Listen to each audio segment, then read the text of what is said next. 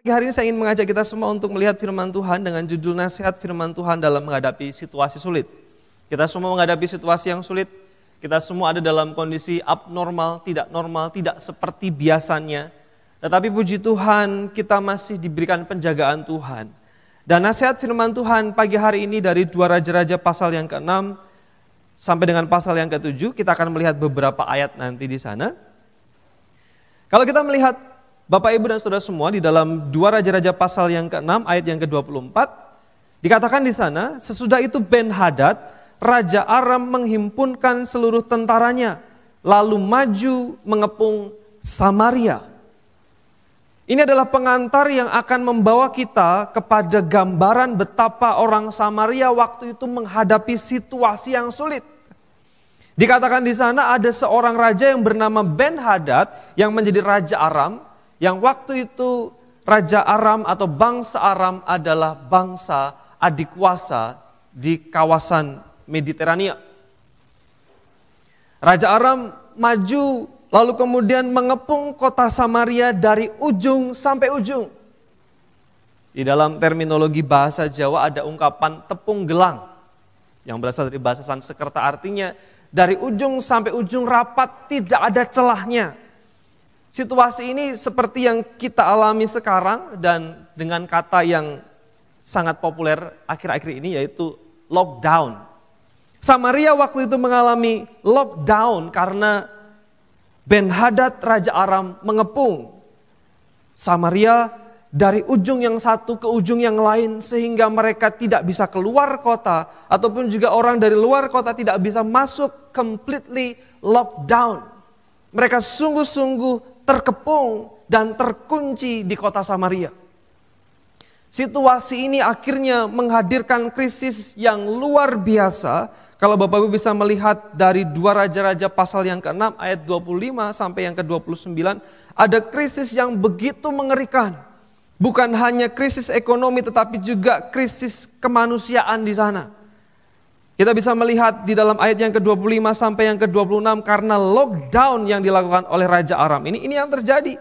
Maka terjadilah kelaparan hebat di Samaria selati berharga 5 shikal perak. Ayat 26. Suatu kali ketika Raja Israel berjalan di atas tembok, datanglah seorang perempuan mengadukan halnya kepada Raja sambil berseru, "Tolonglah ya Tuanku Raja." Jawabnya, "Jika Tuhan tidak menolong engkau, dengan apakah aku dapat menolong engkau? Dengan hasil pengirikankah atau hasil pemerasan anggur?" Kemudian bertanyalah raja kepadanya, "Ada apa?" Jawab perempuan itu, "Perempuan ini berkata kepadaku, berikanlah anakmu laki-laki supaya kita makan pada hari ini, dan besok akan kita makan anakku laki-laki. Jadi kami memasak anakku dan memakan dia, tetapi ketika aku berkata kepadanya pada hari berikutnya, berilah anakmu supaya kami makan dia, maka perempuan ini menyembunyikan anaknya." Saudara, ini krisis yang terjadi sekali lagi bukan hanya krisis ekonomi, tapi krisis kemanusiaan. Karena lockdown yang dilakukan oleh orang Aram di sana terjadi krisis yang begitu luar biasa sampai dikatakan satu kepala keledai berharga 80 shikal perak. Saya membaca sumber 80 shikal perak itu kira-kira sekitar 4,5 juta rupiah kalau dikurskan ke rupiah. Kepalanya saja. Apalagi misalnya tepongnya yang penuh dengan daging, apalagi misalnya rusuknya. Tapi belum sampai ke situ saudara, dalam konteks bangsa Israel, keledai itu binatang yang tidak boleh dimakan atau binatang haram. Tetapi karena kondisi dan keadaan mereka mau tidak mau supaya mereka bertahan hidup, mereka makan binatang yang seharusnya tidak mereka makan. Meskipun harganya sangat mahal. Yang luar biasa lagi, ada 1/4 cup kurang lebih 2 liter kotoran merpati yang dijual dengan harga 5 shikal perak atau kalau kita kurskan ke rupiah kira-kira 300.000 rupiah. 2 liter kotoran merpati harganya 300.000 rupiah. Banyak orang bertanya, untuk apa kotoran merpati? Dari beberapa sumber yang saya baca, karena merpati itu makan biji-bijian, lalu kemudian ketika merpati itu buang kotoran, masih ada nutrisi di sana yang dimanfaatkan oleh manusia. Protein, bebas kolesterol. Seperti sereal mungkin ya. Tetapi ini situasinya, karena lockdown itu ada krisis yang begitu rupa. Orang makan sesuatu yang tidak biasa mereka makan karena keadaan. Bahkan sekali lagi kalau saudara membaca ayat yang ke-28 sampai 29, saudara tidak akan percaya karena ada seorang ibu yang bersepakat dengan ibu yang lain yang mereka janjian akan masak anaknya. Karena situasi hari ini anakku yang akan kita masak sama-sama. Kita masak apa ya? Kita masak apa? Asam manis? Barbecue? Lalu kemudian mereka melakukan itu. Dan hari berikutnya ketika ibu yang lain menagih, ayo saya lapar, ayo kita masak anakmu. Perempuan yang lain menyembunyikan. Saudara, ini tidak bisa masuk akal. Karena ini krisis yang begitu luar biasa. Sekali lagi karena lockdown yang dilakukan oleh Raja Aram. Dari kisah memilukan dan kisah tragis dan krisis yang disampaikan firman Tuhan, ada secercah harapan di sana ketika setting firman Tuhan bergeser kepada 4 orang kusta yang waktu itu ada di depan pintu gerbang. Kalau saudara melihat di dalam pasal yang ke-7, mulai dari ayat yang ke-3 dikatakan di sana 4 orang yang sakit kusta ada di depan pintu gerbang. Cerita ini akan mulai berubah ketika ada 4 orang kusta yang layak dan prinsip-prinsipnya bisa kita teladani di dalam keadaan sulit dan sukar seperti ini. Apa yang dilakukan? Dikatakan di sana mereka sedang duduk di pintu gerbang. Mengapa mereka duduk di pintu gerbang, depan pintu gerbang? Kenapa tidak di dalam kota? Karena aturan di dalam bangsa Israel, aturan di dalam imamat, orang yang sakit kusta harus menjaga jarak. Harus ada physical distancing. Jadi mereka mengalami social distancing. Mereka harus tinggal di luar pemukiman. Mereka harus tinggal di luar kota. Mereka harus tinggal jauh di sana. Mereka mengalami social distancing. Tapi yang menarik adalah ketika mereka melihat situasi itu, apa yang mereka katakan? Berkatalah seorang kepada yang lain, mengapakah kita duduk di sini sampai mati? Jika kita berkata, baiklah kita masuk ke kota, padahal dalam kota ada kelaparan, kita akan mati di sana. Dan jika kita tinggal di sini, kita akan mati juga. Jadi sekarang marilah kita menyeberang ke perkemahan tentara Aram. Jika mereka membiarkan kita hidup, kita akan hidup. Dan jika mereka mematikan kita, kita akan mati.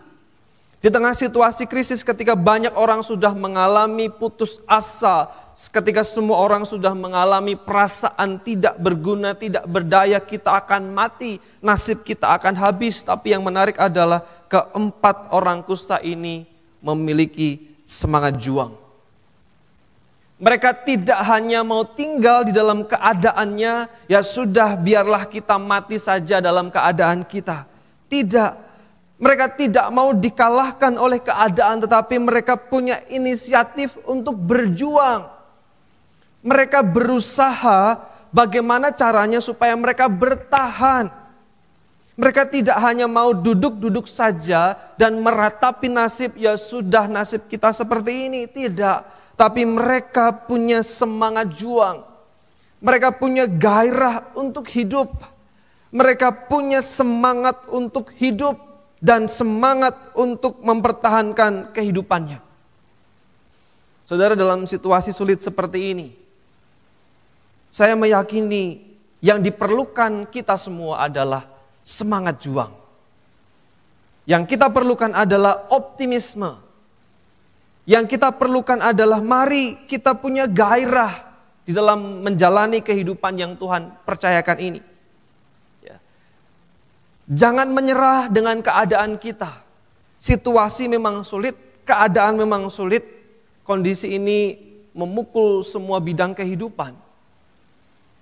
Semua orang mengalami dampaknya.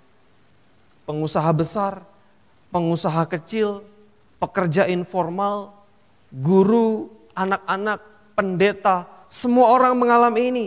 Tetapi pesan firman Tuhan seperti yang disampaikan di dalam 2 Raja-Raja pasal 7 adalah, mari kita memiliki semangat juang. Jangan menyerah. Saya meyakini dengan iman bahwa situasi ini akan berakhir. Tapi marilah kita semangat. Mari kita menjalani apa yang bisa kita kerjakan.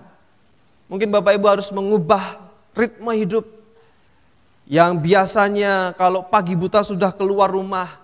Tapi sekarang karena situasi dan kondisi Bapak Ibu terbatas tidak bisa keluar rumah. Tapi mari kita mencoba dalam bahasa Jawa, mbuh piye carane untuk survive, bertahan.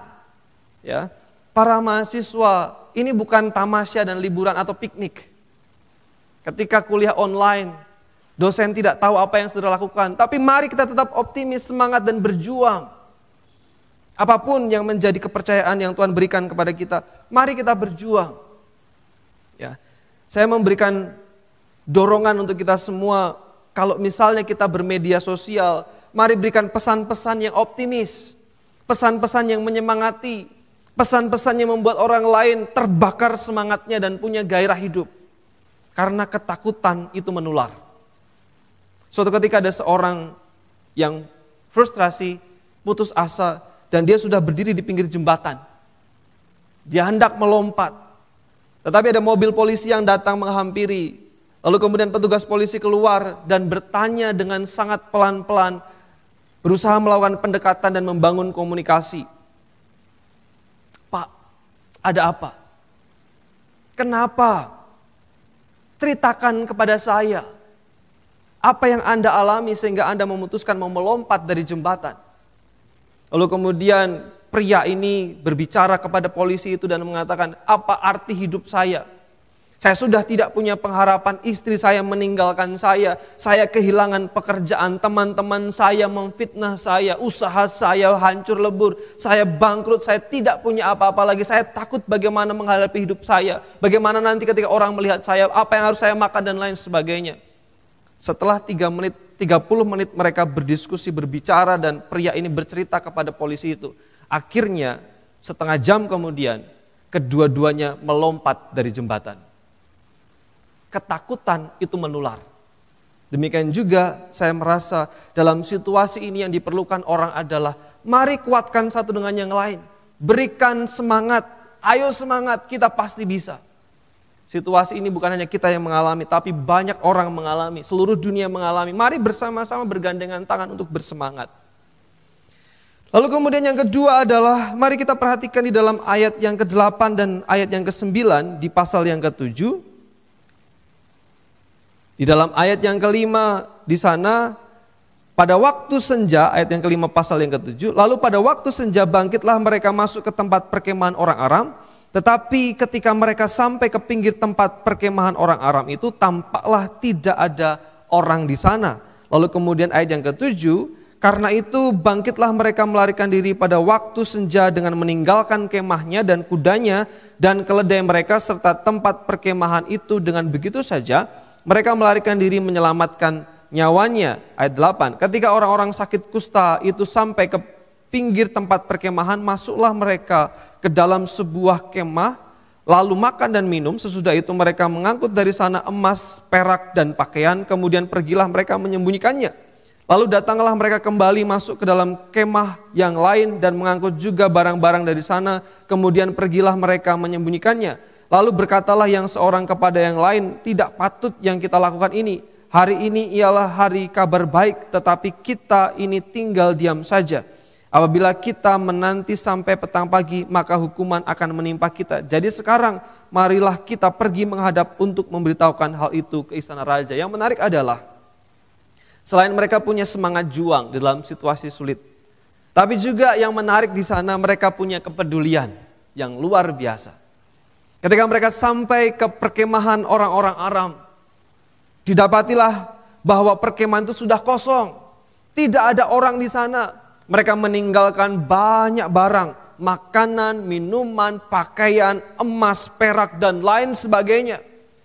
Lalu kemudian yang menarik adalah ketika mereka mulai makan, minum, mengambil barang, mereka mulai berpikir orang-orang di dalam kota yang terlockdown di sana.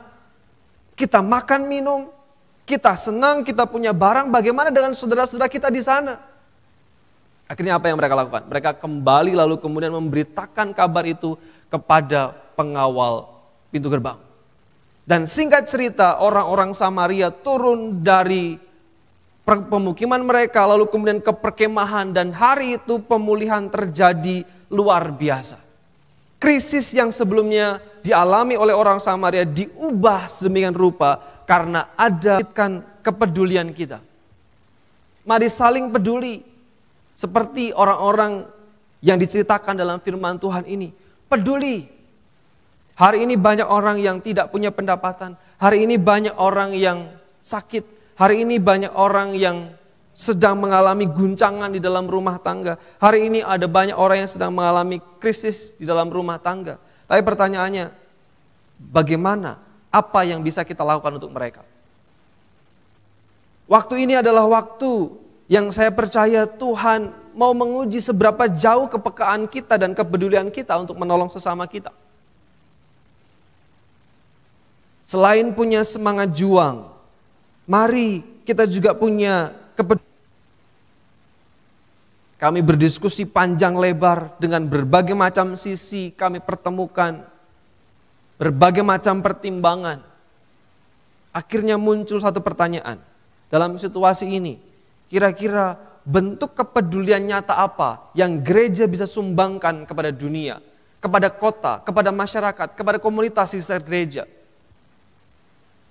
Salah satunya adalah menghambat penyebaran, penularan dengan cara tidak bertemu.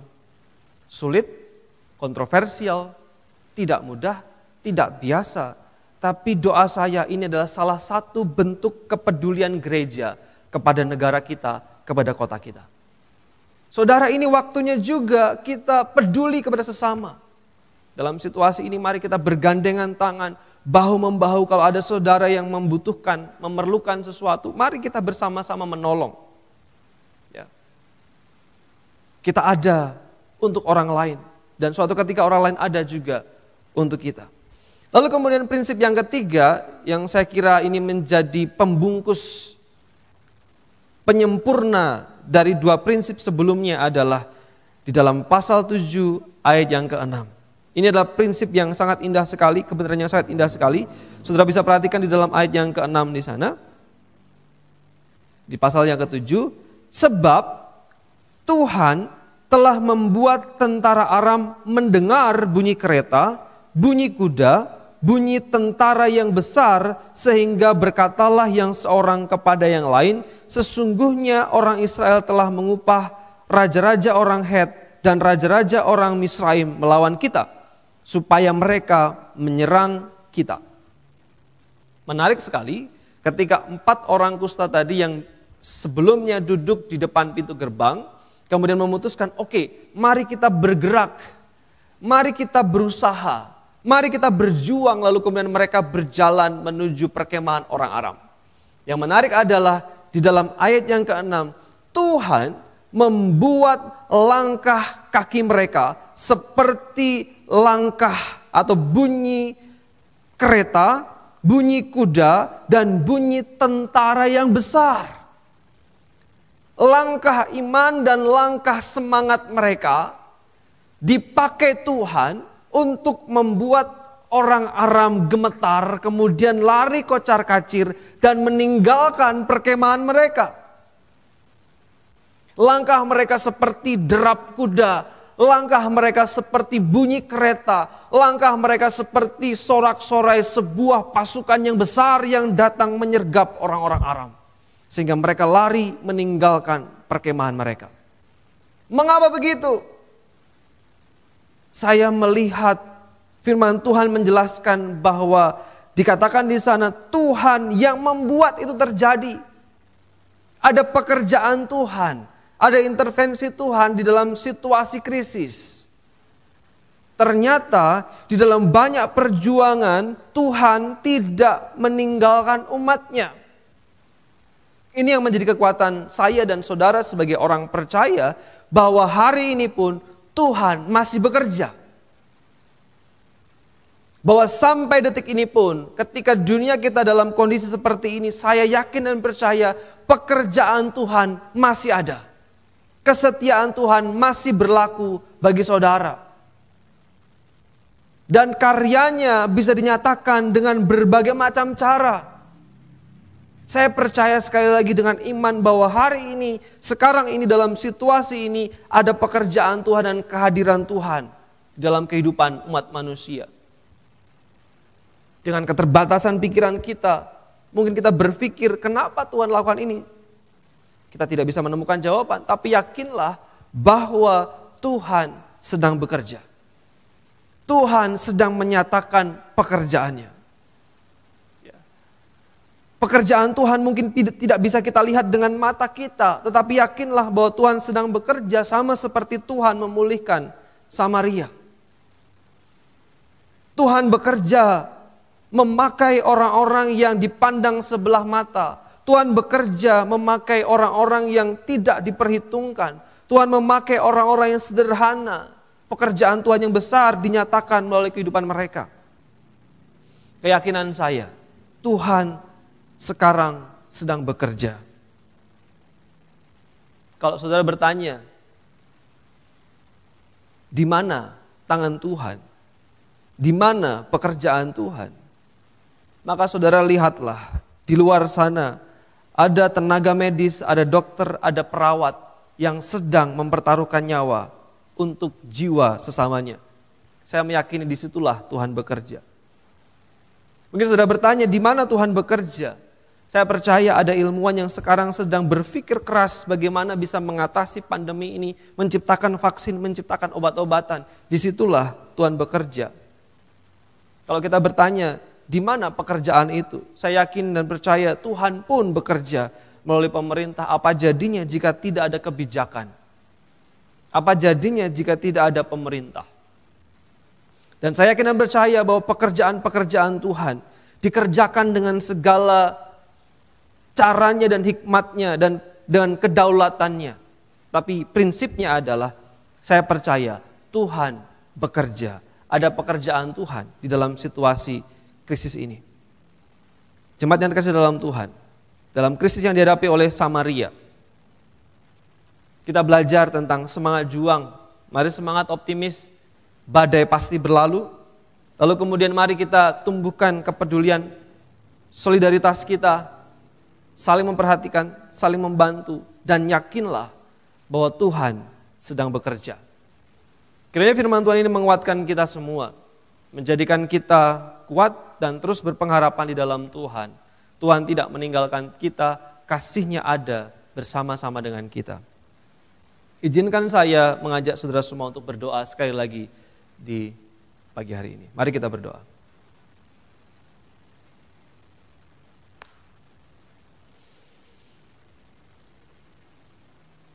Bapa di surga, dalam nama Yesus kami datang di hadapan-Mu mensyukuri firman yang sudah kami dengarkan bersama-sama. Kami bersyukur karena kami punya firman-Mu. Kami bersyukur karena ada contoh-contoh kehidupan yang nyata. Kami bersyukur karena firman-Mu hidup, firman-Mu kuat, dan firman-Mu selalu relevan dalam kehidupan kami. Kami bersyukur karena kami mendapatkan prinsip dari firman Tuhan. Dalam situasi sulit, dalam krisis sekalipun, Tuhan ada di sana. Tuhan tidak meninggalkan kami. Tugas dan tanggung jawab kami adalah optimis, semangat, bergairah dalam menjalani kehidupan. Tetapi juga kami peka, peduli kepada orang lain, peduli kepada sesama. Dan kami hadir sebagai garam yang nyata, terang yang terlihat di tengah-tengah dunia. Doa hamba di dalam nama Yesus, Tuhan memberkati semua jemaat Tuhan. Tuhan memberkati semua Bapak, Ibu, serta saudara semua yang mendengar, melihat, menyaksikan, dan beribadah bersama dengan kami melalui sambungan internet. Terima kasih, Tuhan berkati ketika mereka bekerja, ketika mereka